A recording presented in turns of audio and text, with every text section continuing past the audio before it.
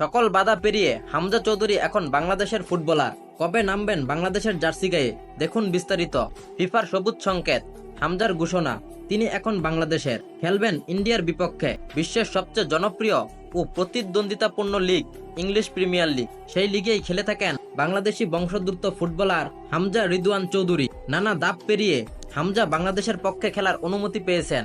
গতকাল সন্ধ্যায় হামজা এই ব্যাপারে আনুষ্ঠানিক ঘোষণা দিয়েছে।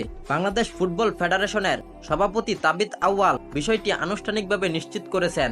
হামজার পরিবার বাংলাদেশি, তার বেড়ে ওঠা ইংল্যান্ডে। তার পরিবারের ইচ্ছা বাংলাদেশের জার্সিতে হামজার খেলা। বেশ কয়েক বছর ধরে আলোচনা থাকলেও চলতি বছরই বাফুফে হামজাকে বাংলাদেশে আনার জন্য আনুষ্ঠানিকভাবে কাজ শুরু করেছেন। বাংলাদেশের হয়ে খেলা প্রথম ধাপ পাসপোর্ট। হামজার পরিবার কাগজপত্র ও বাফুফের সহায়তায় ইংল্যান্ডের হাই কমিশন থেকে পাসপোর্ট তৈরি করেছেন। হামজা ইংল্যান্ডের যুবদলের হয়ে খেলেছেন, এই জন্য ইংল্যান্ড ফুটবল ফেডারেশন থেকে অনাপত্তি পত্র নিয়েছে বাফুফে। এরপর বাফুফে ফিফার প্লেয়ার স্ট্যাটাস কমিটির কাছে হামজাকে বাংলাদেশের পক্ষে খেলার জন্য আবেদন করে। প্লেয়ার স্ট্যাটাস কমিটি কিছু শর্ত দেয়।